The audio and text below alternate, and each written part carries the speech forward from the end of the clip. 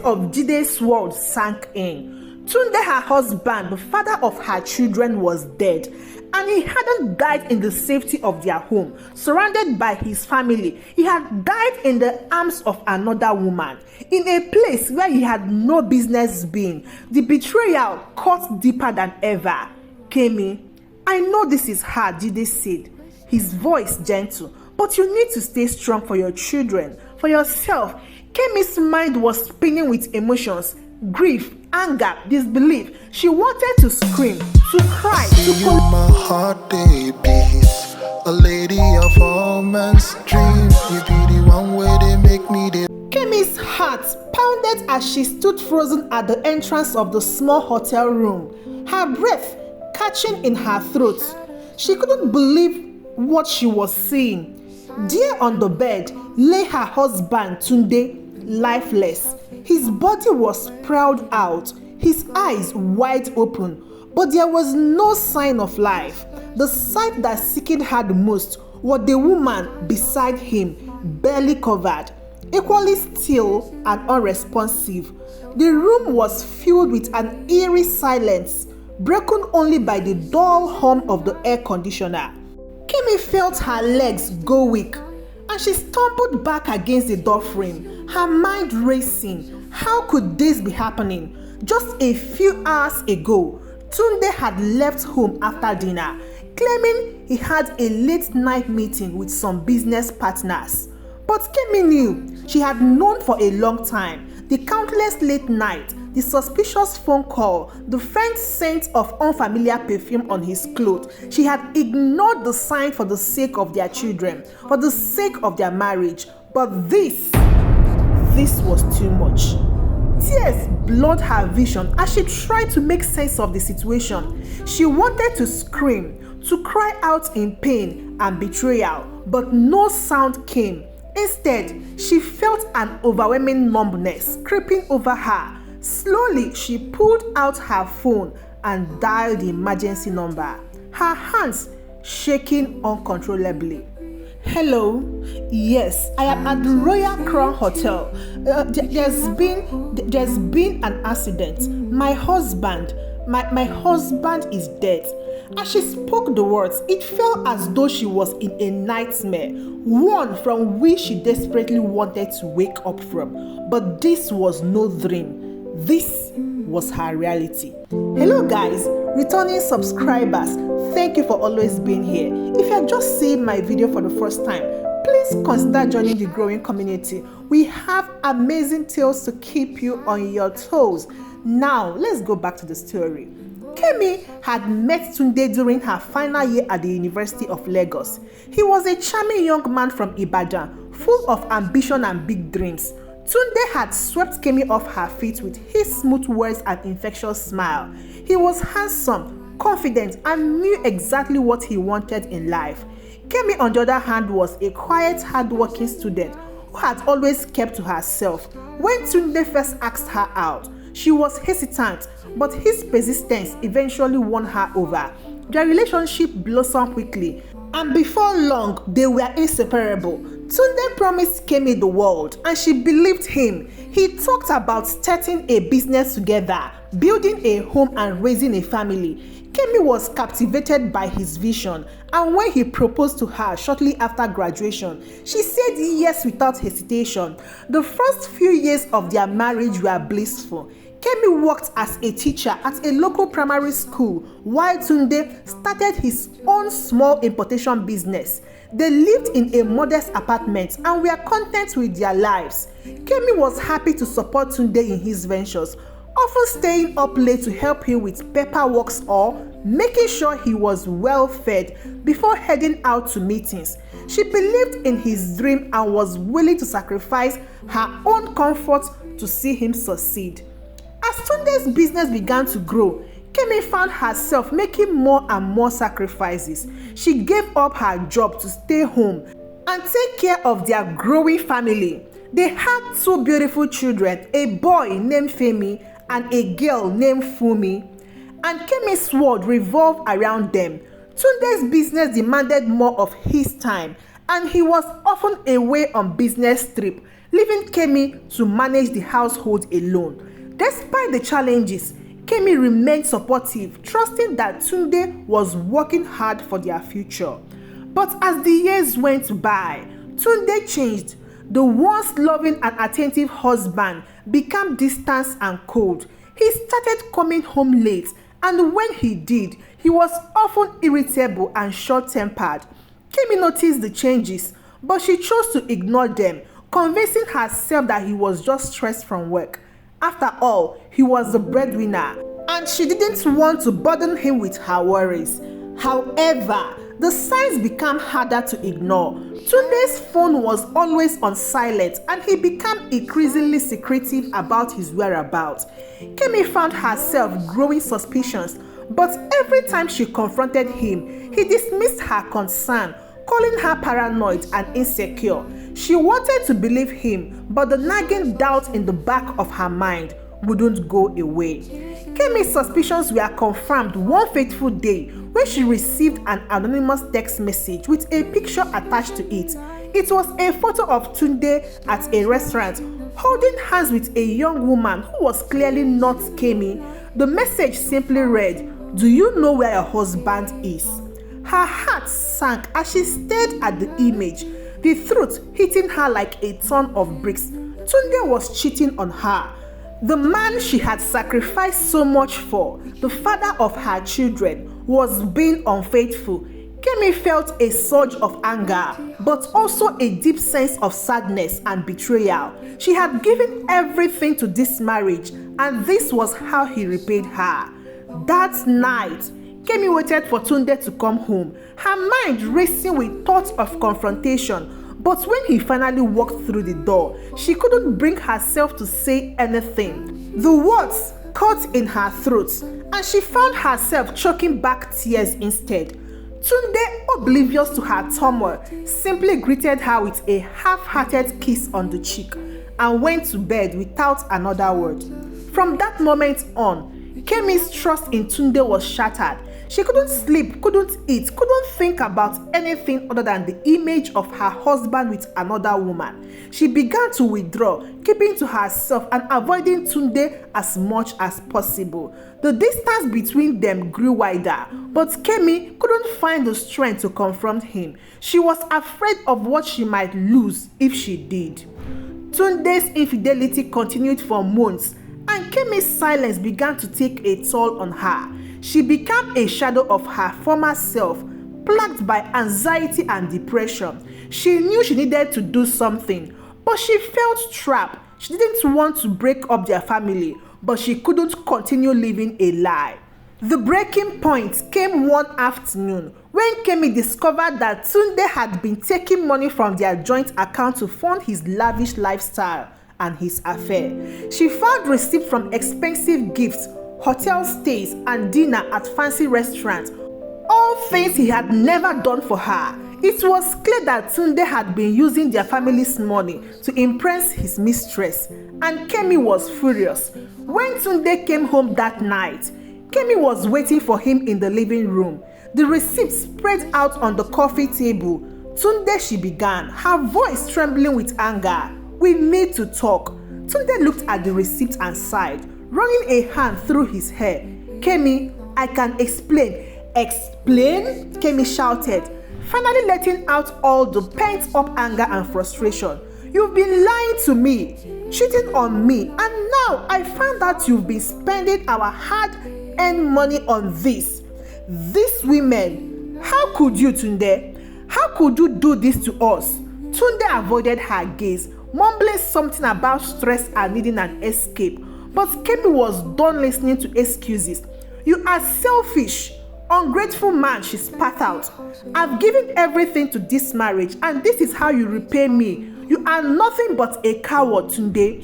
Tunde's temper fled at her words, and he snapped. "Maybe if you weren't too boring, I wouldn't have had to look elsewhere." Kemi recoiled as if she's been slapped, tears streaming down her face. "I've loved you, Tunde," she whispered. "I've loved you with all my heart, and you threw it all away for what? For a few cheap thrills." Without another word, Kemi turned and walked out of the room, slamming the door behind her. She felt as if her world had come crashing down and there was nothing left to hold on to. Kemi had had enough. She decided that she would file for divorce and move on with her life, even if it means starting over. But before she could take any actions, fate intervened in the most unexpected way. It was a rainy evening when Kemi received a phone call that would change everything. She was at home with the children when her phone rang, and she recognized the number as Tunde's business partner, Jide. "Kemi, you need to come to the Royal Crown Hotel." Jide's voice was urgent and shaky. "Is Tunde? Something happened." Kemi's heart raced as she rushed the hotel, dread building up inside her. When she arrived and saw the ambulance outside, her worst fear were confirmed. Jide met her in the lobby, his face pale. "Kemi, I'm so sorry. Tunde, he's gone." The world seemed to spin around her as Kemi struggled to comprehend what she was hearing. "What do you mean he's gone?" she demanded, her voice rising in panic. Jide hesitated, his eyes filled with sorrow. They found him in a hotel room with a woman. He had a heart attack. They tried to revive him, but it was late. Kemi felt as though the ground had been ripped out from under her. She stumbled backward, clutching her chest as the reality of Jide's world sank in. Tunde, her husband, the father of her children, was dead, and he hadn't died in the safety of their home, surrounded by his family. He had died in the arms of another woman, in a place where he had no business being. The betrayal cut deeper than ever. "Kemi, I know this is hard," Jide said, his voice gentle, "but you need to stay strong for your children, for yourself." Kemi's mind was spinning with emotions, grief, anger, disbelief. She wanted to scream, to cry, to collapse into a heap on the floor, but there was no time for that now. She had to face the reality of what had happened and figure out what to do next. "How did this happen, Jide? How could Tunde?" Her voice broke, and she couldn't finish the sentence. Jide hesitated before answering. Tunde had been seeing this woman for a while. We tried to talk sense into him, but he wouldn't listen. He thought he was invisible, that nothing could touch him. "I'm sorry, Kemi. I never wanted you to find out like this." Kemi wiped her tears, trying to steady herself. "Where are they?" she asked, her voice hollow. "The paramedics took them both to the hospital," Jide said. "They will want to speak to you. You should go." Kemi nodded. Though her body felt heavy and unwilling, she knew she had to go, but the thought of seeing Tunde's lifeless body, of facing the reality of his death, was almost too much to bear. But she had no choice. This was her life now. The day that followed were a blur for Kemi. She found herself going through the motions, making arrangements for Tunde's burial, finding answers for concerned family members, and trying to keep things as normal as possible for the children. Femi and Funmi were too young to fully understand what had happened, but they knew something was wrong. Kemi had to figure out how to tell them that their father was gone. It wasn't until the day of the burial that everything truly hit her. As she stood by the graveside, watching Tunde's casket being lowered into the ground, Kemi felt a wave of emotion that she had been holding back. Grief for the man she had loved, anger for the betrayer, and a deep sense of loss for the life they had built together. "Why did you do this, Tunde?" she whispered under her breath, tears streaming down her face. "Why did you throw it all away?" But there was no answer, only the sound of the earth being shoveled onto the casket. Kemi felt a hand on her shoulder and turned to see her friend Ayo standing beside her. "You will get through this, Kemi," Ayo said softly. "You are stronger than you think." Kemi nodded. Though she wasn't sure, she believed it. The life she had known was gone, and she had no idea how to move forward. But she knew she had to thrive for the sake of her children. In the weeks that followed, Kemi discovered the full extent of Tunde's betrayal. She learned that the woman he had died with, whose name was Bisi, had been a close acquaintance of Tunde for years. Bisi had been one of Tunde's clients and their relationship had started off as purely business. But it had quickly escalated into something more, something that Tunde had kept hidden from everyone, especially Kemi. As Kemi dug deeper into Tunde's life, she uncovered more secrets. He had been involved in multiple affairs, using the money he had worked so hard for to fund his extravagant lifestyle with other women. The receipts, the late night meetings, the unexplained absence, it all made sense now. Tunde had been living a double life and Kemi had been completely in the dark. The most painful discovery came when Kemi found out that Bisi had been pregnant with Tunde's child. The news hit her like a ton of bricks. Not only had Tunde betrayed her, but he had also fathered a child with another woman. The knowledge was too much to bear and Kemi felt as though her heart had been shattered into a million pieces. But in the midst of all this pain, Kemi also found a sense of clarity. She realized that Tunde's death, as tragic as it was, had brought an end to the lies and deceit that had been tearing their family apart. It was a painful truth, but it was a truth that Kemi had to face in order to move forward. The hardest part for Kemi was telling Femi and Funmi about their father. She knew she had to be honest with them, but she also wanted to protect them from the full extent of Tunde's betrayal. After much thought, she decided to sit them down one evening after dinner. Funmi, she began, her voice trembling slightly. There is something I need to talk to you about. The children looked up at her, their innocent eyes full of curiosity. You know that Daddy isn't with us anymore, Kemi said gently. He's gone to be with God. Femi frowned, clearly confused. But why, Mommy? Why did Daddy have to go? Kemi took a deep breath, struggling to find the right word. Sometimes people make mistakes, Femi. Daddy loved you both very much, but he made some choices that hurt our family. He's not coming back, but we are going to be okay. We'll still have each other and we'll get through this together. Funmi, who was younger, began to cry softly, and Kemi pulled her into a tight embrace. It's okay, my darling, she whispered. Mommy is here and I'm not going anywhere anytime soon. Femi nodded, though he still seemed troubled. We will see Daddy again, he asked quietly. Kemi shook her head, tears welling up in her eyes. No, Femi, but we can remember him in our hearts and keep the good memories alive. The children clung to Kemi, seeking comfort in her embrace. It was the hardest conversation he had ever made, but she knew it was necessary. They deserved to know the truth, even if it was painful. In the months that followed, Kemi focused on rebuilding her life and that of her children.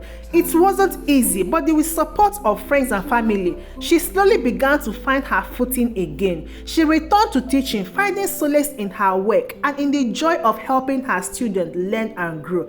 Kemi also sought counseling for herself and her children, knowing that they needed to process their grief and the trauma of Tunde's death in a healthy way.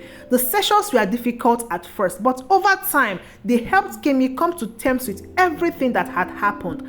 As she moved forward, Kemi realized that she had learned some important lessons from the ordeal. She learned that love is not just about sacrifice, but also about self-respect and mutual trust. She learned that it's okay to walk away from a situation that no longer serves you, even if it's painful. And most importantly, she learned that she had the strength to survive, even when everything around her was falling apart. Kemi knew she couldn't change the past, but she could change her future. She vowed to live a life of honesty and integrity, to be a good role model for her children, and to never settle for less than she deserved. Tunde's death had been a tragic end to a difficult chapter in her life, but it also marked the beginning of a new chapter, one that Kemi was determined to write on her own terms. As Kemi sat on the couch one evening, watched Femi and Funmi play in the yard, she reflected on everything that had happened. Life had thrown her some harsh lessons, but she had come out stronger on the other side. She knew that she still had a long way to go, but she was ready to face whatever challenges that lay ahead. But in the end, Kemi realized that her story wasn't just about betrayal and loss. It was about resilience, courage, and the power of self-love. She had been through the fire, but she had emerged with a renewed sense of purpose and a deeper understanding of herself. And as she watched her children laugh and play, Kemi knew that no matter what, she would always be there for them, guiding them with the lessons she had learned from her own journey. And now, to you my beautiful viewers, here is a very quick question for you. What lesson can we learn from Kemi's story about love, trust, and personal growth? Don't forget to share this story with your family and your friends who might need it. Till I see you again in my next story. Goodbye.